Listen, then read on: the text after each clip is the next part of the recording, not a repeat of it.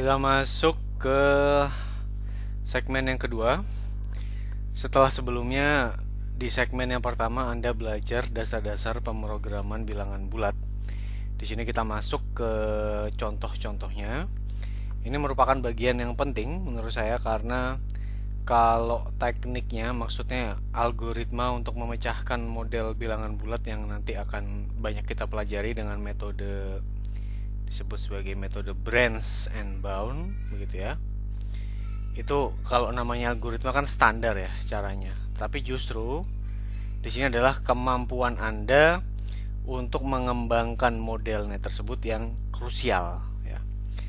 Karena kalau algoritma kan Anda tinggal mengikuti aturan-aturan untuk menjalankan algoritma yang tersebut. Tetapi kalau modelnya di sini kan sangat beragam begitu ya.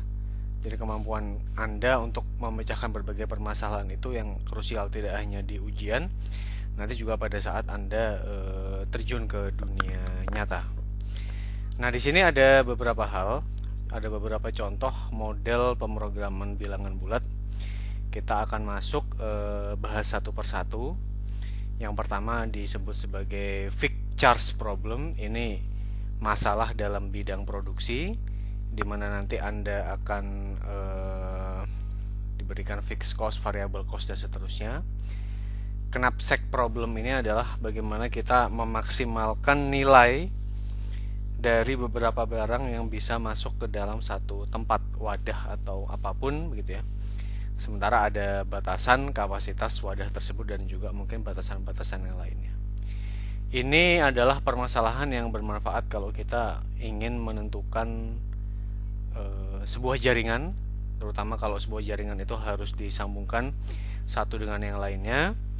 Traveling salesman adalah bagaimana kalau ada beberapa kota begitu ya, salesman-nya tersebut, dalam hal ini salesman-nya tidak harus orang tapi bisa juga mobil. Di sana dia harus melakukan keliling begitu ya ke seluruh kota atau titik yang ada di dalam jaringannya tersebut. Nah, ini adalah masalah yang banyak sekali ditemui di teknik industri. Mungkin Anda juga sudah menemuinya beberapa pada saat mengambil kuliah perencanaan dan pengendalian produksi atau masalah penjadwalan. Jadi ada beberapa job, ada beberapa mesin, tugas kita adalah bagaimana melakukan penugasan begitu ya. Mesin mana yang mengerjakan pekerjaan apa. Tujuannya biasanya untuk meminimumkan waktu. Oke, kita coba bahas satu persatu. Yang pertama adalah fixed charge problem. Jadi di sini permasalahannya adalah Anda memiliki banyak produk, katakanlah jumlahnya adalah N ya. Jadi N produk. Kalau kita punya 3 produk berarti N-nya ada 3. Kalau kita punya 5 produk berarti ya N-nya ada 5. Nah, kemudian di sini produknya itu memiliki harga satuan masing-masing ya. Dimana di sini diidentifikasikan indeks dari produk itu tentu saja kalau kita lihat di sini adalah J ya. Karena harga satuan produk J itu diidentifikasikan dengan PJ. Kemudian kalau kita lihat biaya tetap ya untuk memproduksi produk J itu adalah K besar J yang disebut sebagai biaya tetap atau fixed cost. Berarti kan kita harus mengeluarkan biaya tersebut tidak peduli berapapun yang mau kita bikin. Anda mau bikin 100 begitu, biayanya adalah KJ. Anda mau bikin 1 juga biayanya KJ karena dia independen atau tidak dipengaruhi oleh jumlah produksi. C kecil J adalah biaya variabel untuk memproduksi produk J. Sebaliknya, ini tergantung dari jumlah produksinya. Kalau saya memproduksi 1 ya, maka biayanya tentu ada CJ. Tapi kalau saya memproduksi 100, maka biayanya adalah 100 CJ. Karena itu biaya variabel, konsepnya demikian. Nah, di sini untuk melakukan kegiatan produksi ini kita memiliki yang disebut sebagai sumber ya. Di mana setiap sumbernya tersebut memiliki kapasitas yang terbatas, yaitu BI, ya. Ingat, kalau J adalah indeks untuk produk begitu. Kalau I ini adalah indeks untuk sumber. Ya. Nah, sedangkan IJ adalah kebutuhan sumber I untuk per unit produk J. Ya. Jadi ada beberapa titik sumber begitu, ya. Dia ini I, katakanlah I1, I2, 3, 4 begitu ya. Setiap titik sumber tersebut selain dia bersifat sebagai penyedia gitu, karena kapasitas kan berarti kan terkait dengan penyediaan, dia juga memiliki kebutuhan atau demand dalam hal ini. Oke. Di sini kemudian kita coba masuk bagaimana kalau kita diberikan permasalahan seperti ini, kita menuangkan ke dalam model matematis. Ya. Nah, permasalahannya adalah kita ingin menentukan produk mana yang perlu diproduksi. Ya. Kalau kita punya beberapa jenis produk tadi, J ini adalah indeks untuk produk. Permasalahannya di sini adalah Anda menentukan produk mana yang harus diproduksi dan berapa jumlah produksinya masing-masing. Tujuannya apa? Agar Anda memperoleh profit begitu ya, yang maksimum. Dimana kita tahu profit itu tentu saja adalah penjualan dikurangi dengan biaya, atau revenue dikurangi dengan cost. Nah, costnya sendiri ada dua jenis tadi. Ada biaya tetap yang tidak tergantung dari berapa kita mau produksi. Ada juga biaya variabel yang tergantung dari berapa jumlah produksi kita. Ya. Ada batasan-batasan. Di sini adalah kita bilang bahwa ada ketersediaan kapasitas. Kemudian jika Anda tidak membuat produk tersebut, maka jumlah produksinya adalah 0, ya. Saya rasa cukup jelas di sini.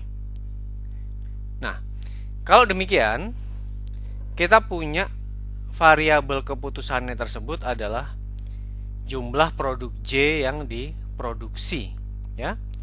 Karena tadi kita punya dua jenis keputusan begitu ya.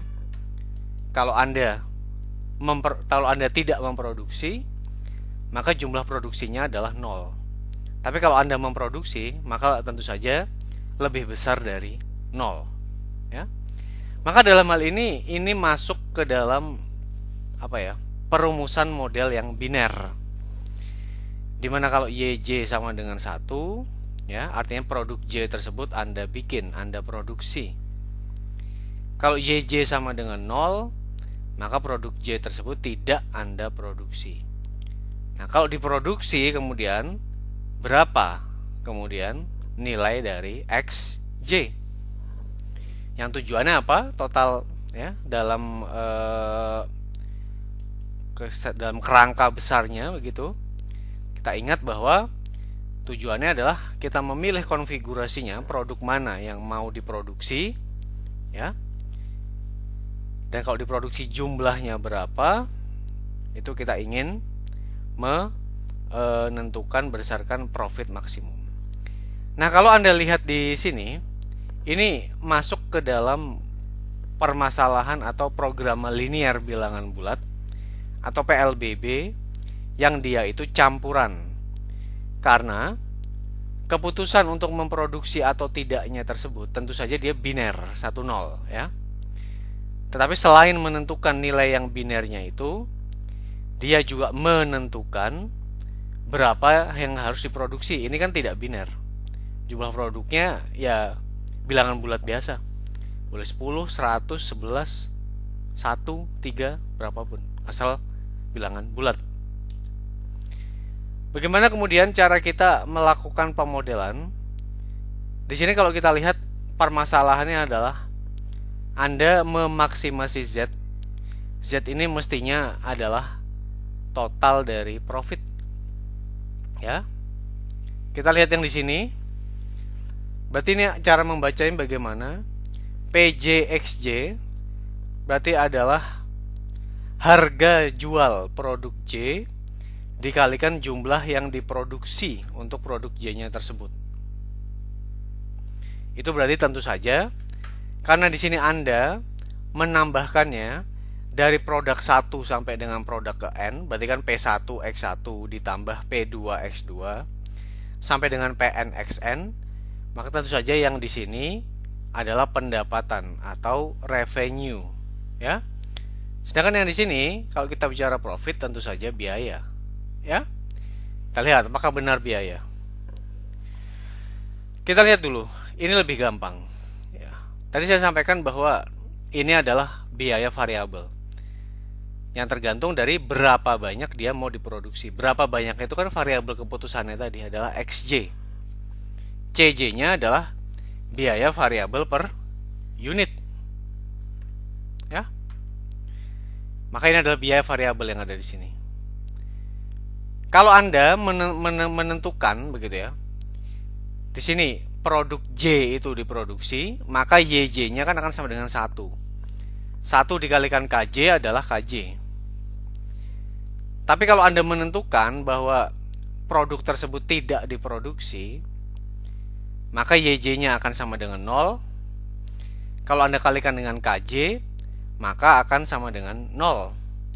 Maka yang di sini adalah fixed cost, ya. Yang di sini adalah variable cost. Itu adalah cara kita untuk melakukan identifikasi. Nah, ini sih kita sudah mendapatkan formulasi dari fungsi tujuannya, di mana ada memaksimasi profit, pendapatan, total pendapatan dikurangi dengan total biaya. Jadi kita sudah bahas fungsi tujuannya begitu ya. Dimana di sini dia kita untuk memaksimasi profit. Sekarang kita punya beberapa pembatas begitu ya. Nah, di sini kalau kita lihat tadi kan kita punya produknya itu kan dari 1, 2 dan dengan indeksnya adalah J begitu ya. Nah, sekarang kalau selain produk ini kita juga punya sumber ya.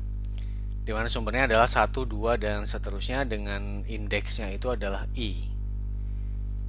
Di mana sumber pertama kapasitasnya adalah B1, sumber kedua kapasitasnya B2 dan seterusnya sampai dengan sumber ke M. Nah, kalau kita lihat di sini, ini artinya adalah apa? AIJ ya. AIJ itu adalah kebutuhan sumber I untuk per unit produk J begitu. Berarti katakanlah kalau ini adalah A1 begitu ya. Kemudian J-nya adalah X1 ditambah A1, 2, X2 dan seterusnya sampai dengan A1 N begitu, XN. Dimana kan I-nya kan tetap ya. Artinya apa?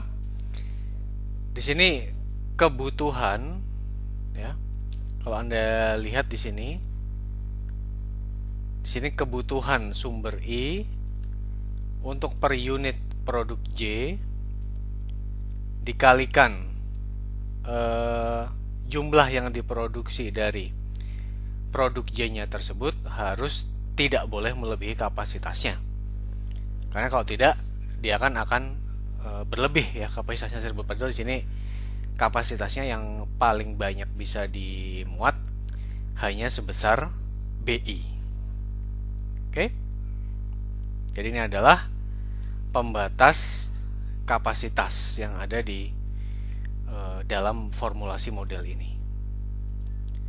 Nah, yang berikutnya di sini ini adalah kalau kita membacanya berarti X1 kurang dari M Y1 X2 kurang dari bilangan M Y2 dan seterusnya X3 kurang dari M Y3. Dimana Di sini kita punya N ini adalah indeks dari produk, ya. Y adalah keputusan, 1 diproduksi, 0 tidak produksi, ini tidak, ya. Jadi katakanlah ini nilainya 1 begitu ya. Maka dari cara membacanya kan berarti X1 kurang dari sama dengan M, ya. Kalau yang di sini misalnya dia nilainya adalah 0 atau dia tidak diproduksi, berarti X2 kan tidak diproduksi juga kan, berarti kan dia 0 juga. 0 kurang dari sama dengan 0, kan betul juga. Kalau dia tidak ada pembatas ini, maka dikhawatirkan akan muncul kondisi di mana XJ-nya tersebut lebih besar daripada YJ, yang mana itu salah ya secara model. Nah, ini merupakan sebuah syarat di mana jumlah produksinya dia harus positif ya, lebih besar sama dengan 0 atau minimal 0, tidak boleh negatif. Jadi ini merupakan pembatas tak negatif. Sementara YJ-nya tersebut atau jumlah yang diproduksi harus, atau bukan jumlah yang diproduksi, adalah status begitu ya. Apakah produk J tersebut diproduksi atau tidak begitu? Itu merupakan bilangan biner di mana di sini artinya dia ya diproduksi, kalau yang ini dia tidak diproduksi. Itu adalah ilustrasi begitu ya, pengembangan model bilangan bulat untuk permasalahan produksi di mana terdapat biaya tetap. Nah, sekarang coba kita formulasikan masalah yang berikutnya yang disebut sebagai knapsack problem. Di mana di sini ada terdapat itemnya tersebut sejumlah N ya, berarti dari item 1, 2, 3, 4 dan seterusnya sampai item yang ke N. WJ-nya tersebut ya, WJ-nya tersebut adalah berat item yang ke J-nya tersebut ya, dan VJ-nya adalah nilai. Nilai dalam hal ini berarti adalah semacam nilai mata uang begitu ya, atau kepentingan, atau kurang lebih yang setara. Jadi ada beratnya, di sini ada nilainya. Ya. Kemudian di sini kantongnya tersebut memiliki kapasitas di mana dia kapasitasnya tersebut tergantung dari berat yang barang-barang yang dimasukkan ke kantongnya tersebut. Nah, permasalahan yang ingin diselesaikan di sini adalah Anda diminta untuk menentukan ya jumlah item yang perlu dimasukkan ke dalam kantong agar Anda memperoleh nilai total ya, nilai yang ini maksudnya yang maksimum dengan memperhatikan kondisi kapasitas muatan berat nih, dari kantong. Di mana XJ-nya ini adalah variabel keputusan ya, ini selalu yang paling penting. Yang pertama, Anda tahu apa sebetulnya yang dicari begitu ya. Variabel keputusannya di sini dia merupakan jumlah item yang dimasukkan ke dalam kantong. Oke. Kalau kita lihat dia memaksimasi tadi XJ itu adalah apa? Jumlah item yang dimasukkan ke dalam kantong. Jadi itemnya kan ada macam-macam gitu ya. Item 1, 2, 3 dan seterusnya sampai dengan item yang ke N. Apa yang disebut sebagai XJ? Oh, ternyata saya memasukkan item yang pertama ini 3 buah. Kemudian item yang kedua 0. Item yang ketiga 2 buah dan seterusnya. Tujuannya apa?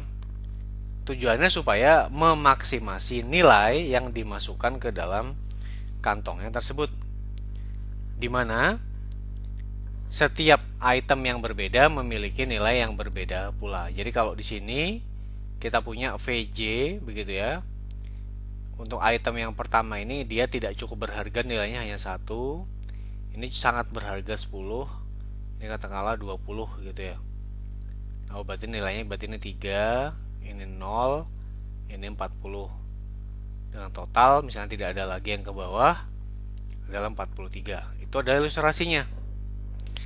Jadi di sini Anda menentukan maksimisasi begitu ya dari nilai item yang masuk ke dalam kantong.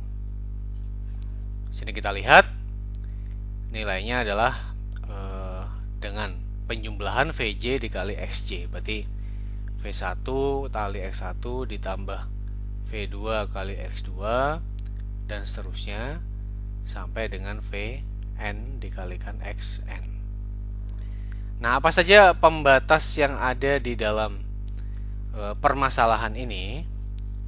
Di sini Anda bilang bahwa berat dari item yang pertama dikalikan jumlah itemnya tersebut ditambah berat dari item kedua dikalikan jumlah item yang dipilih ditambah berat per unit item yang ke n ya, berarti dikalikan jumlah Sn nya tersebut harus kurang dari kapasitas harus kurang dari kapasitas maksimum ya. Jadi tidak boleh melebihi beratnya dari total kantong, dari berat yang bisa masuk ke dalam kantong yang tersebut. Kemudian ini adalah permasalahan di mana jumlah item yang masuk ke dalam kantong tersebut tidak boleh negatif ya kan. Kalau jumlah tidak ada jumlah yang negatif, pasti dia harus lebih besar dari 0 dan harus bilangan bulat.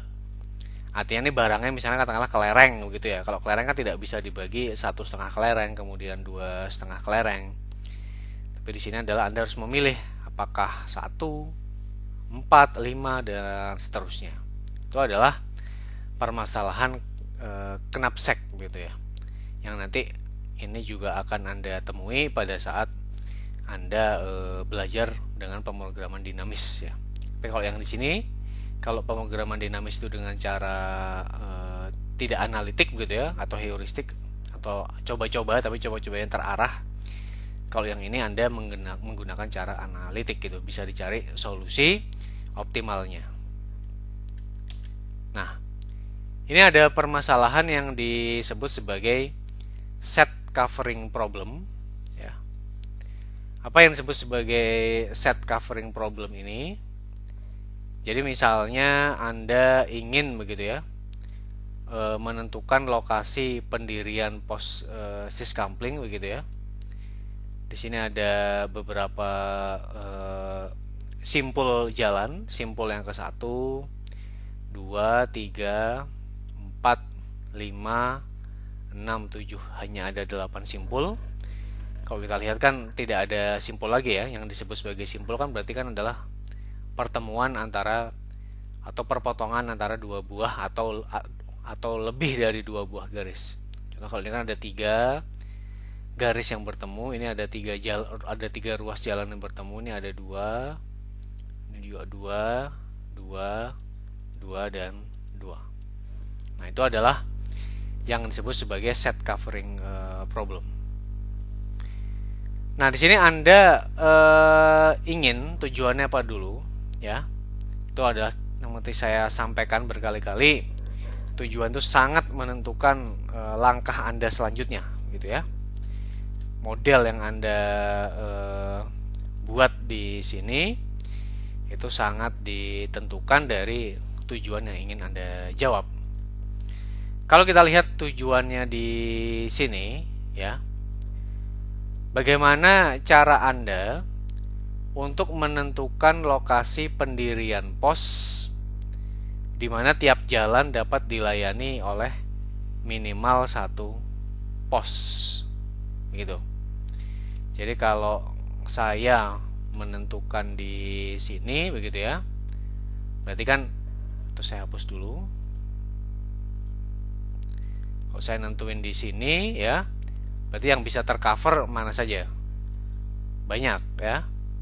Ada jalan A, jalan F, jalan I, dan jalan B. Kalau saya menetapkannya misalnya di sini, maka yang bisa tercover adalah jalan K begitu ya, jalan J dan juga jalan C, tapi tidak jalan D, kan dia tidak tercover di sini.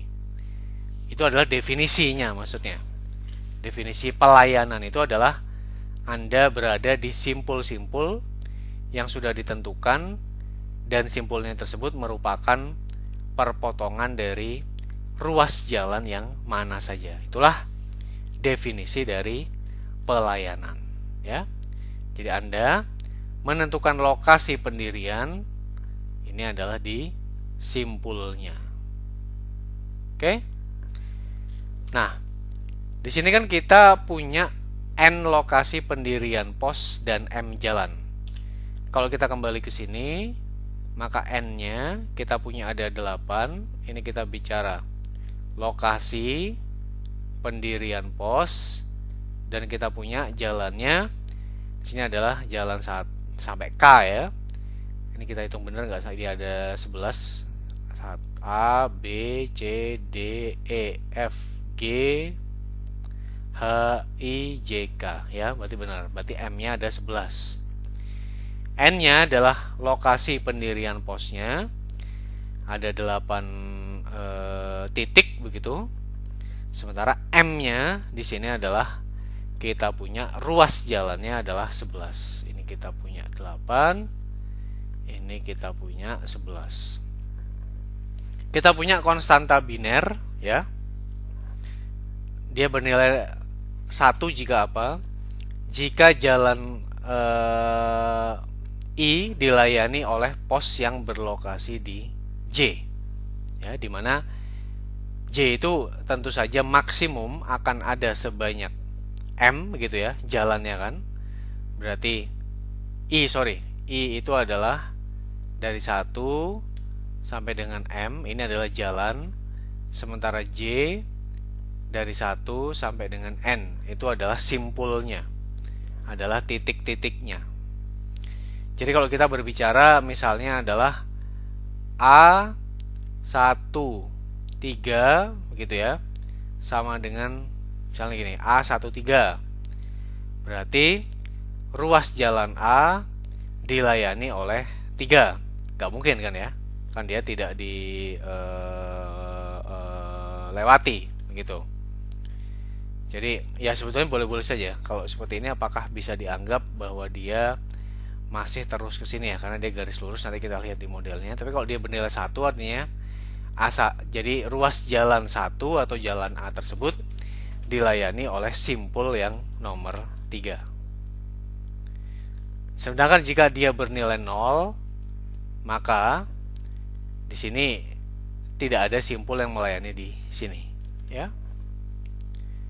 Jadi variabel keputusannya tersebut, jadi di sini bagaimana cara kita menentukan? Kita punya variabel biner yang nilainya adalah 01 ya. Menentukan keputusan untuk mendirikan pos di lokasi J. Ingat, J tadi adalah lokasi simpul. Ya. Kita punya J sama dengan 1 sampai dengan N, di mana N-nya ada 8 titik. Nah, XJ-nya bernilai 1 kalau dia dipakai untuk gardu ya. Dia bernilai 0 ya kalau tidak dipakai. Ya. Karena dia itulah variabel keputusannya. Jadi Anda menentukan untuk mendirikan pos di mana. Ya. Dan kalau dia 0, berarti Anda tidak mendirikan pos di simpul tersebut, simpul yang berwarna hijau tadi. Nah, permasalahannya apa di sini? Tadi belum saya sampaikan. Ya. Di sini permasalahannya adalah mungkin setiap titik tersebut memiliki biaya yang berbeda-beda untuk kita sebagai panduan menentukan alokasinya. Ya. Ada titik yang cukup murah begitu, ada juga yang titik yang cukup mahal. Nah, titiknya tersebut tergantung dari CJ-nya tersebut. Ini adalah biayanya di lokasi J-nya tersebut. Dimana tadi di sini dia variabel biner ya. 1 kalau dia didirikan, sementara 0 kalau tidak didirikan di situ. Oke? Nah, jadi Anda ingin meminimasi biaya pendirian pos syskampling tersebut. Ya. Jadi saya rasa kalau dari sisi ininya sudah cukup jelas begitu ya. Nah, apa saja pembatas yang ada di dalam permasalahan ini? Kita punya beberapa hal. Yang pertama adalah kita lihat AIJ begitu ya. AIJ dikalikan XJ harus lebih besar sama dengan 1. Coba kita ilustrasikan gitu ya. Ingat, tadi I itu di sini dia adalah jalan, sementara di sini begitu ya. Di sini tadi kalau J dari 1 sampai dengan N itu adalah pos ya. Itu adalah jalan, itu adalah pos. Nah, di sini kalau Anda lihat begitu ya. Di sini kalau Anda lihat bagaimana cara kita mengilustrasikan ini kan untuk jalan yang sama berarti ya. Berarti katakanlah kalau saya untuk jalan 1 ya, maka ini adalah A 11 X1 gitu kan. A 12 X2, A 13 X3 dan seterusnya ditambah A1N sampai XN gitu ya. Ini apa definisi dari ini tadi? Kalau jalan 1 dilayani oleh kalau jalan 1 dilayani oleh gardu yang ada di simpulnya tersebut begitu. Ini kan jalan di sini dilayani oleh gardu yang ada di sini. Berarti kan jalan 1 bisa dilayani ini gitu kan cara membacanya. Ini adalah A11. Ini tuh maksudnya A11 ya. Jalan 1 dilayani oleh simpul 1 dikalikan X1 ya. Ini kemudian adalah juga A12 dilayani oleh X2. Kemudian A13 ini dilayani oleh X3. Oh, berarti boleh ya. X3 itu melayani ini. Berarti di sini kemudian juga bagaimana kemudian kalau A14 melayani tersebut dan seterusnya. Ya. Nah, nilainya ya. Nilai dari persamaan ini atau pertidaksamaan ini harus lebih besar sama dengan 1. Artinya apa? Artinya adalah minimal ada 1 gardu yang melayani jalan tersebut ya. Minimal. Karena tadi XJ-nya tadi sudah kita tentukan, kalau dia melayani berarti dia 1. Kalau dia tidak melayani berarti dia nilainya adalah 0. Kira-kira demikian pembahasannya. Oke? Nah, berikutnya adalah merupakan terminologi yang lain gitu ya. Kalau ini kan adalah set covering problem. Nah, kita punya jenis permasalahan yang lain yang disebut sebagai set partitioning problem. Nah, kalau tadi syaratnya kan adalah setiap jalan tersebut dapat dilayani minimal oleh 1 pos. Nah, kalau yang ini satu jalan bukan minimal, tetapi tepat dilayani oleh satu pos. Sehingga dalam kasus seperti ini, mengapa dia sama dengan satu? Karena kalau Anda lihat, kalau Anda jumlahkan gitu ya. Nah, antara A11, A12 dan sebagainya itu hanya boleh ada satu yang melayani. Lainnya, kalau dia sudah bernilai satu, yang lainnya akan sama dengan 0. Kan tadi kita set sama dengan satu. Untuk set apa? Untuk set yang partitioning, ya. Jadi itu adalah bedanya. Kalau yang ini adalah untuk set covering, kalau untuk set partitioning, di sini adalah konsekuensinya satu jalan hanya dapat dilayani tepat oleh satu posisi coupling, ya. Saya rasa itu cukup jelas. Kalau tidak, silahkan Anda ulang-ulang lagi sebelum saya masuk ke bagian selanjutnya.